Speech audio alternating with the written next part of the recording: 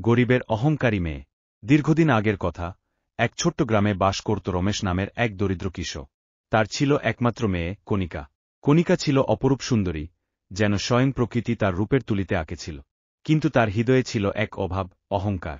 কণিকা মনে করত, তার সৌন্দর্যের যোগ্য শুধুই রাজপুত্র কিংবা ধনী ব্যবসায়ী। গ্রামের সাধারণ ছেলেদের সে তুচ্ছতাচ্ছিল্য করত। বাবা মায়ের অসহায় অবস্থার প্রতি তার কোনো সহানুভূতি ছিল না। বরং সে প্রায়ই অভিযোগ করত, তোমরা যদি ধনী হতে, তাহলে আমি রাজকীয় জীবন পেতাম। আমি কেন দরিদ্রের ঘরে জন্মালাম?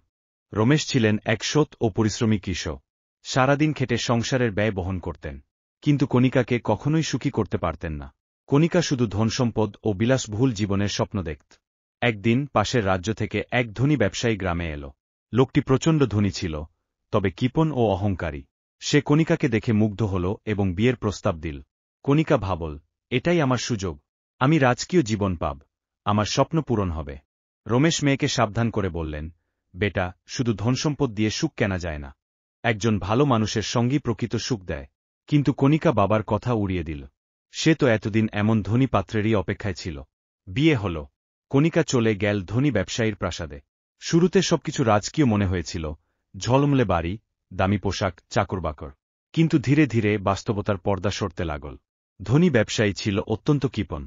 কণিকাকে সারাদিন গৃহস্থালির কাজ করতে হতো, ভালো খাবারও দেওয়া হতো না। সামান্য ভুলেও তাকে কঠোর শাস্তি দেওয়া হতো।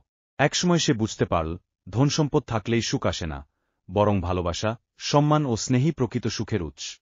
অবশেষে একদিন কণিকা আর সহ্য করতে পারল না। কান্নাভেজা চোখে সে বাবার বাড়ি ফিরে এল।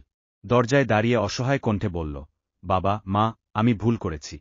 আমি অহংকারে অন্ধ ছিলাম। তোমাদের ভালোবাসাই ছিল আমার সবচেয়ে বড় সম্পদ। রমেশ আর তার মা কণিকাকে বুকে টেনে নিলেন।